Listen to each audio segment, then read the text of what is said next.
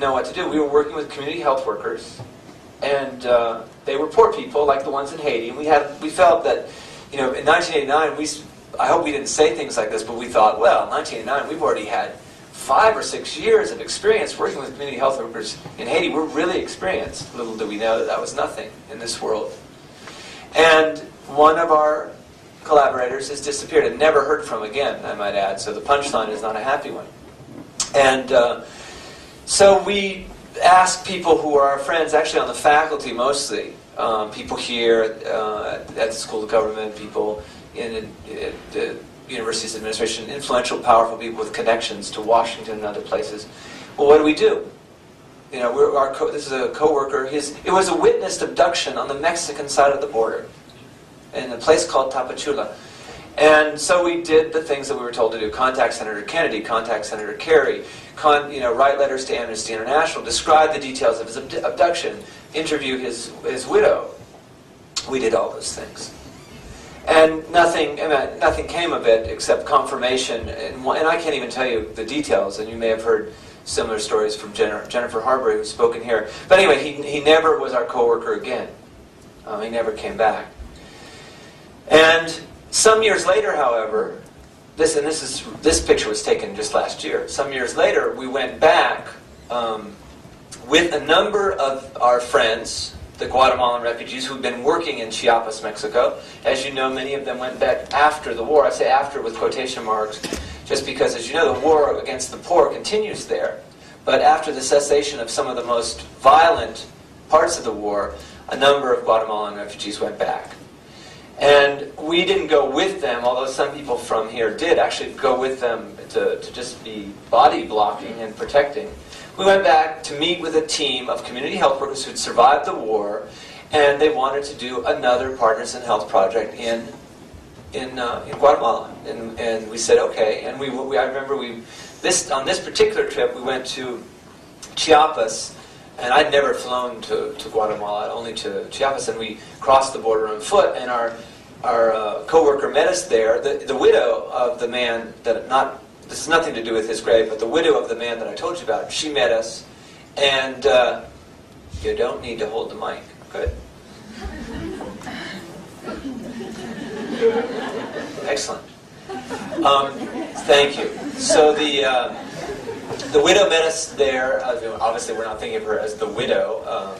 That's not the way she presented herself. This was many years later. She was the widow, nonetheless. And we had a wonderful evening with her and her father and some of her surviving siblings. One of her brothers was killed at 18 years of age as part of the rebel group in Guatemala. He was 18, and his body was displayed like a hunting trophy for some days.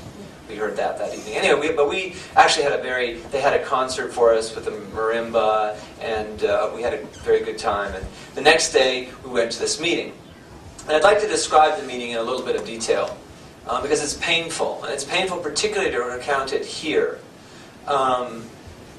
We went into a place called Santa Ana Huista, I think, and it was not far from Huehuetenango. And that's where we'd stayed the night before. And it was up on a hill, muddy hill, there's no road. And we went to a church, a Catholic church, and inside the church there was a workshop going on, and it was a gender sensitivity workshop. And the people doing the workshop were clearly, they looked a lot like us. They had on blue jeans. I actually did not have on blue jeans, but you know what I mean. They had their hair didn't look like the people from that area. It looked not like my hair, because mine's kind of gone, but they had hair that looked very European. And they looked European, and they were taller than all the other people. But one of the reasons we're taller is because all the other people there, who were Mayans, who were Indians, they were sitting in these little children's desks. You know, you've seen these kids for these little desks. I'm not complaining about the desks. I'm just pointing out that you walk into this scenario. There's and you see, we're sitting there, and actually one of my students who is now an emergency room doctor. He was a medical student at the time. He's a Chicano from Los Angeles, and he had been there for some time, and he was the fourth person with us from Partners in Health. And they're sitting in these little desks, and the workshop was going like this. The women from the city, from Guatemala City were speaking the languages of Harvard University or the Ford Foundation, or just utterly recognizable to us. It sounded like something that we might hear here. And they were asking the people who were all adults and crammed into these little tiny desks to draw pictures from their childhoods.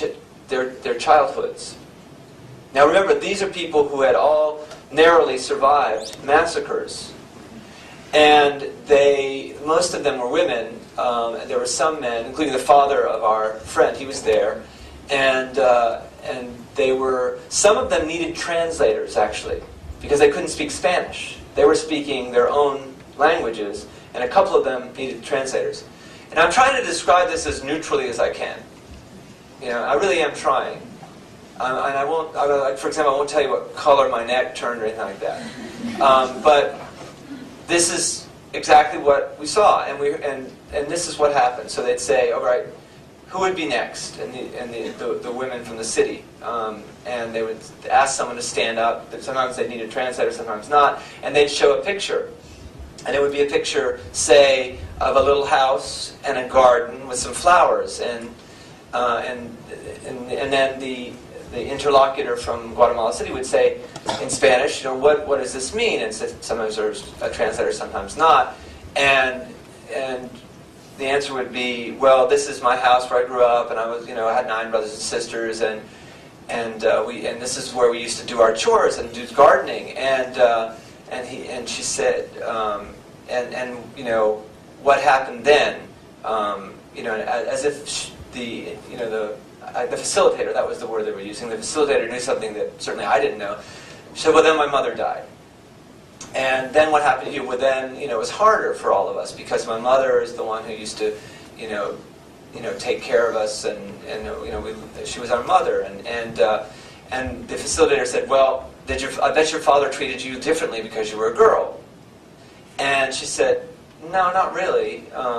We all had to chip in and do the chores. And anyway, this was, there was a grid, a template, an interpretive framework which you use with any workshop. I'm not saying it's different when you're seeing, as I was an hour ago, a woman with a fever that had no explanation. You're using a template of your own fabrication to try and figure out what that fever is coming from. But this is what was happening, and it became more and more uncomfortable, because the facilitators were trying to steer the direction every time in one way, whereas the people who had drawn the pictures in the little chairs were trying to steer it another way. Now, I just was becoming very uncomfortable, and I was looking at the director of Partners in Health, and she was becoming very uncomfortable. We didn't say a word. This wasn't our workshop. And about 5 minutes too long into this, after it was very grueling, someone came to get us for the reason we'd been there, which was for a meeting, and meeting with the health committee. And so we went to the meeting, and as we were crossing the courtyard to another part of the church, which actually where they were cooking, so we were coughing. They were making these beans and things, and I said to the director of Partners in Health, I said, I hope they're not going to ask us to fund things like this, because I don't know if I was thinking about those community health workers. Probably not, but maybe you will, having heard this clip. I said, didn't come here to try and change the mentality of the victims. This is genocide has just happened here, 200,000 people dead. And I didn't say this loud, and I said it in English, and I said it to Ophelia. I said, I did not come here to change the mentality of the victims. That's not the kind of project that we should be working on, I don't think. And then we get in there, and to make a long story short, which is not my strong point, we sat down with these veterans of this experience, and they said, we want to do a mental health project. And we were relieved, because Partners in Health has been working a lot on infectious disease, but we don't have we're not an infectious disease group, We worked on infectious disease because that's what we found listening to the poor of Haiti, those 20 some odd years ago. That's why I went into that field, infectious disease. And that sounded great to us, mental health. And I said, well, what sort of project did you have in mind? And they said, we want to dig up the bodies of the dead. And we went, you want to do what? We want to dig up the bodies of the dead. We want to exhume our